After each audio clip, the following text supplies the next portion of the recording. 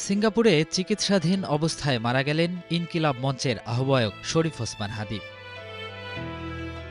আইনশৃঙ্খলা বাহিনী বলছে, তাকে হত্যার আগে একটি রিসোর্টে বসে কিলিং মিশনের পরিকল্পনা করা হয়।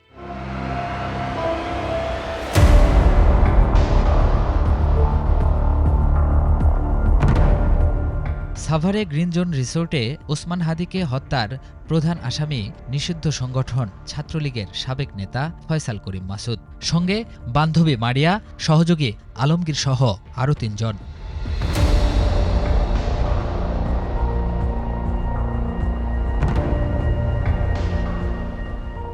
যেদিন হাদিকে গুলি করা হয়, সিসিটিভির এসব ফুটেজ সেদিন ভোররাত ও সকালের।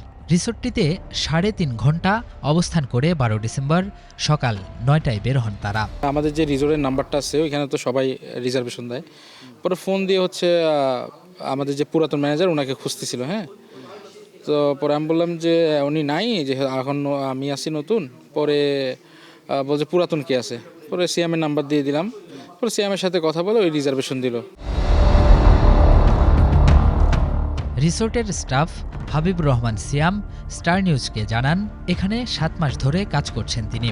এই সময়ে একাধিকবার রিসোর্টটিতে মাসুদের সহযোগী আলমগীরকে অবস্থান করতে দেখেছেন, তবে রেজিস্টার খাতায় কখনোই নাম ওঠেনি। দুইটা মেয়ে আসছে রাত 4:45 এর ভিতরে ওই ছেলে দুইটা আসছে, আলমগীর সাথে একটা ছেলে 204 নাম্বার রুমে ছিল। ওই রিসোর্টে এর আগে এক রুমে 10 জন লোক ছিল স্যার, ফুল সিসিটিভি ফুটেজ আছে, দেখেন এক রুমে 10 জন লোক এলাউ করে এরা কি মাঝে মধ্যে আসতো এখানে? এর আগে স্যার একবার না দুইবার দেখছি ওনাকে। কাকে? ওই আলমগীরকে শুধু। এমনকি ১২ ডিসেম্বর ২০৪ নম্বর রুমে মাসুদ, আলমগীর সহ 4 জন থাকলেও কারো নামই রেজিস্টার খাতায় নেই। মানে সব দিনই আপনাদের এন্ট্রি করা রয়েছে, বাট ওই দিন এন্ট্রি করা নেই, এবং ওই দিন হচ্ছে কারো নাম উল্লেখ নেই। না, ওই দিন তো এন্ট্রি করেনি, কারণ গেস্টটা যখন আসছে ওই সিএমের মাধ্যমে ফোন দিয়ে আসছে, তো মানে ভোর 4টা বাজে, ওই হয়তো তখন করায়নি, বাকি মানে আসছে সকালে ভোরে। তো গোয়েন্দা পুলিশ বলছে, হাদি হত্যা চেষ্টার মিশনে শুটার ফয়সাল করিম মাসুদ, তার বান্ধবী মারিয়া এবং আলমগীর সহ 4 জন মিলিত হন এই কক্ষে এবং পরিকল্পনা করেন কিলিং মিশনের। রেজিস্টার খাতায় আগতদের নাম না লিখে অপরাধীদের তথ্য গোপনের পুরো দায় স্টাফদের উপরই চাপালেন রিসোর্টের মালিক।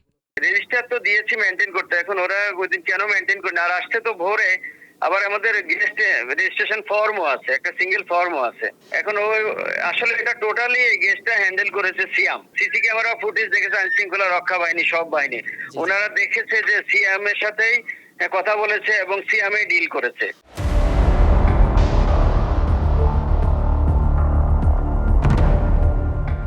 যে পিস্তল দিয়ে হাদিকে হত্যা করা হয়েছে, ঘটনাস্থল থেকে সেটির গুলি ও খোসা সংগ্রহ করেছে পুলিশ। জানা গেছে 7.65 মিলিমিটার ক্যালিবারের এই গুলি যে ধরনের পিস্তলে ব্যবহার করা হয় সেগুলো মূলত তৈরি হয় ইউরোপে।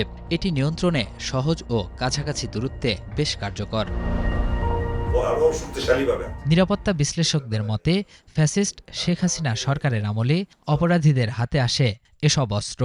প্রত্যেকটা শুটিং ক্লাবে যদি আপনি অস্ত্রের হিসাব নেন, গুলির হিসাব নেন, তাইলে বুঝে যাবেন আওয়ামী লীগের আমলের কারা কারা সন্ত্রাসী। জুলাই অভ্যুত্থানের সময় থানা থেকে লুট হওয়া অনেক অস্ত্রই এখনও উদ্ধার করা যায়নি। এই বিশ্লেষকের মতে, ফ্যাসিস্ট আমলে দেশে আসা অস্ত্রের সাথে এসব অস্ত্রের মজুদ জাতীয় নির্বাচন ঘিরে নিরাপত্তা শঙ্কা তৈরি করছে। বাংলাদেশের ভিতরেই অসংখ্য অবৈধ অস্ত্র আছে। পুলিশের লুট করা অস্ত্রগুলো আছে, সেগুলো সন্ত্রাসীদের কাছে আছে, ফেসিবাদের কাছেই আছে।